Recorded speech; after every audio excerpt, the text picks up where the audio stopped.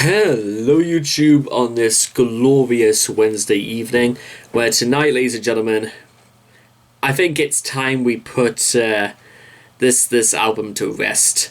And you hopefully you guys will be a little bit impressed because the first SHAH album I ever finished, I started it in October and I didn't finish it until like mid-April, and here we are, and like it's taken me all of about two days to get to from the beginning of Beware to its very end. There are two reasons mainly for this. One, Beware is almost in every way better than Escape from Mind, and the big problem with saying something like that is that Escape from Mind is a very good album as well, but Beware strikes a chord with me just because this is just it's an album that gives it's out of fucks to give, so it just plays like it's always like they're showing off at this point, but it's some, and if you guys don't believe me on that, it's something you're just gonna have to go out there and experience for yourself, because oh my goodness, if I was either Megadeth, Slayer, Priest, or even Maiden, and Metallica back in the 80s, if SHAH were any bigger, oh my god, all of those guys would have something something to seriously worry about, and I think it was only because Master of Puppets came out in 86, at least I think it was 86, but because that album just almost completely dominated the landscape, and also possibly made an abyss from Slayer, but oh my goodness, just this is something you have to see to believe. And with that being said, let's just conclude this saga with the threshold of... Technically there is one more little bit we have to cover just before we end off, but let's just go through the threshold of pain so far. Although I wouldn't exactly describe this album as painful, I describe it as like taking angel dust. And without being said, let's ride this dragon one last time. So, if you guys want to check out the original video for yourselves, links will be in the description down below. Let's begin. The Threshold of Pain. In 3, 2, 1, and... Also, actually, first off, we gotta like turn this up. But this is interesting. It's the it's the first sort of SHAH song on Beware that's a little gentler to start off with, which is a nice change.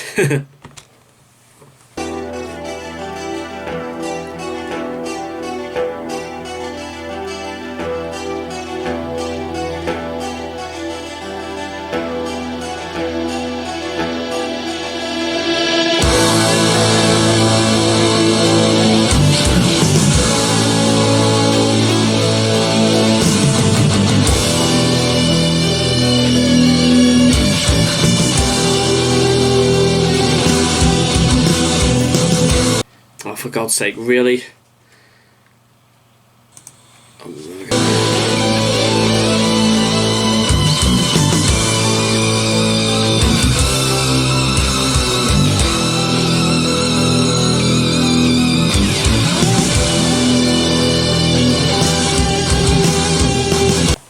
I'll tell you what, I'll refresh the page.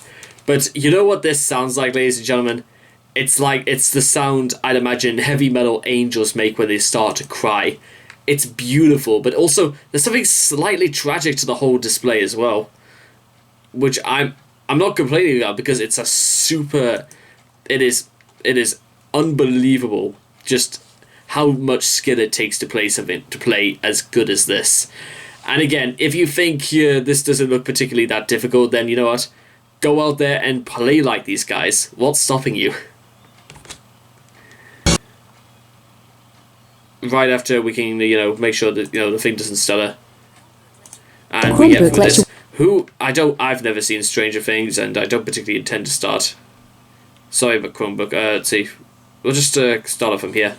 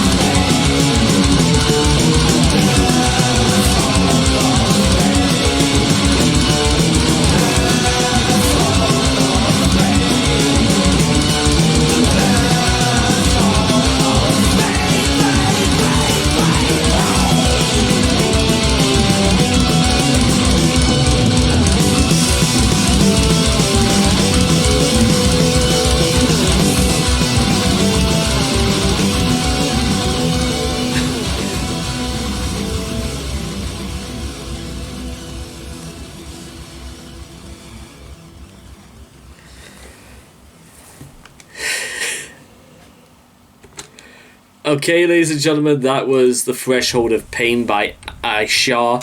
But just before we go, we still have one more song left. And for the sake of it being, 7 seconds, let's give it the most beautiful anti-climax to any album we've done.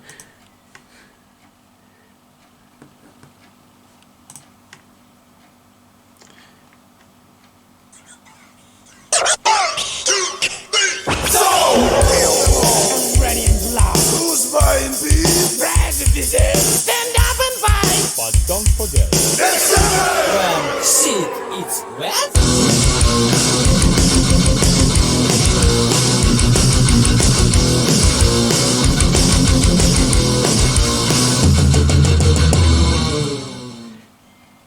I mean, yeah. And that, ladies and gentlemen, really was the end of SHAH's Beware. That is, it's still one up for me when it comes to, both talking about both Escape from Mind and Beware, respectively. And I'm going to tell you exactly why I thought Beware triumphs over Escape from Mind. And that's probably because SHAH, at no point in anything that we've done from Beware, I felt like Escape from Mind relied so much on giving us exposition, like giving us some kind of like monetary dialogue into that serial killer they were talking about. Here, however, I felt as if like there were only certain points they had to reiterate, but everything else was almost down to was down to guitar playing, but down to bass playing, to some of the most jaw-dropping of solos. And I really would straight up want to go into detail on The Threshold of Pain, but you know what? I'll just go over it very, very briefly again, because I've come to the conclusion that the lyrics are kind of a part of this, but I still think the music is what you come for when you want to listen to this album. People deprived of homes, disposed of all rights, souls deprived of bodies, hypnotized by this sight. Witness your death in silence. Hottest show in your life. There must be something after to reward the deprived. The threshold of pain. Over, stop over, threshold of pain. I have been taught to fear real pain, real death. Now it seems so clear. I believed stupid tales. I had my chance and lost it, but I feel no remorse. Easy escape they promised to the one who will cross the threshold of pain. Oh, how damn right you were, people who lived like there was no tomorrow, 'cause there really is no tomorrow. Come on, it's all over anyway. This guy is this is almost the last rites, as it were, for this album.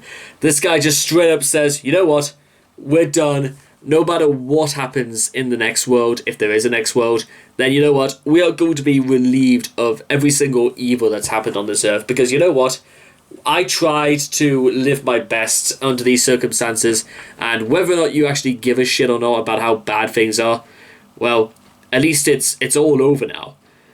So that's something. And the reason why I wanted to state why Threshold of Pain was, and I don't mean this lightly, because every single song on this album is a contender to be the best song on this album. But Threshold of Pain, owing to its extended length, it felt a little bit more mature, a little bit more grown up in how they were playing. It wasn't just, give yourself a break your neck in 10 different places by headbanging. It was a lot more calmer, and it was a little bit more deeper. It lingers in your ears a little bit more than some of the others. The others is like, it's like drinking a cuppa full of coffee with 10 times the amount of caffeine, then having an entire Monster Ball energy drink. Threshold of Pain is like drinking wine. That's the big difference I can make it. It's the difference between going from fizzy pop to drinking something that is going to make you absolutely haywire. But you know what? I don't think there's a problem with that. It depends again on your taste, or what figures any good to you. I feel as if like when it comes to metal, a lot of things about what type of subgenre you're going to be interested in is going to be reflect largely on what your taste. In fact, actually, your tastes that you have in the real world are not a bad reflection on what the sort of music you might like. I mean, think about it. I suppose I don't necessarily have the time to really go into that now because I kind of like wanted to save that sort of discussion for something else. But I just want to like end this conclude this story with basically this. We went into this album venturing amongst a cloud of complete darkness. We stumbled and we walked about this cloud until we eventually found our way out. And are we better for it that we are now on the outside? Are we better for the fact that even with the assurance that death is going to be at the very end of our journey, and death is just as much as a part of life as much as anything else? It's not about what is said before. It's not about what's said now. It is a little bit about that, but it's what you do now that counts.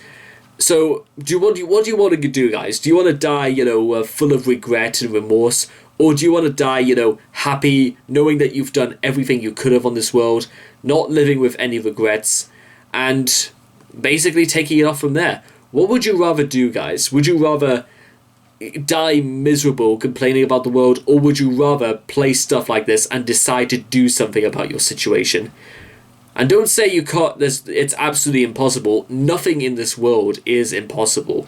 Impossible is simply just a word as far as the rest of the planet is concerned. I mean, hell, look around you. Look around this set that you probably might not see again. Look at the amount of effort I went into designing all this, including look at the spinny logo. I did that just for you guys, even though the last time I tried to do this took nearly 12 or so hours to render. It seemed impossible that I would do all this, but you know what? I mean, technically anyone could, but not everyone does, or not everybody really goes to the effort. I mean, I know it's technically not much, but you know what? If it's something, then you know what? I fancy that I'm glad I've done something. I've always argued that doing something about something is far more productive than not doing anything at all. And you know what? It's that sort of philosophy is what's found me here into some of the deepest recesses into thrash metal history by listening to listening to these guys, some of the greatest Russians who ever lived. Oh boy, what an album, ladies and gentlemen. I gotta know where I can actually buy a copy of this album. See, eBay UK. I'll tell you what, I'm gonna take a look, see how much I can actually buy an album of a copy of Beware. Ooh, that's quite pricey, but you know what? 62 Jesus, that must be ultra rare CD Japanese release. Adult colouring book. I don't know why on earth. Jesus, why on earth do you need to go through all that? I might just get it off iTunes instead. So anyway, I hope all of you, ladies and gentlemen, have enjoyed SHAH's Beware. I sure as hell did. Please make sure to leave your thoughts and comments in the comment section down below. Let me know what you guys thought of the Threshold of Pain by SHAH. Let me know what you also thought about just about everything else from SHAH's Beware, because I've absolutely feel like I just want to I think the cows are moving to the sun again. So anyway, it's goodbye from SHAH's Beware. It's a goodbye from Andrei Drummond-Sajanov. It's a goodbye from Antonio the Almighty Garcia. And rest in peace to Anatoly the Black Obelisk Krupnov. Rest in peace from 1997. It's a goodbye from all of those guys. And it's a goodbye from me. Goodbye.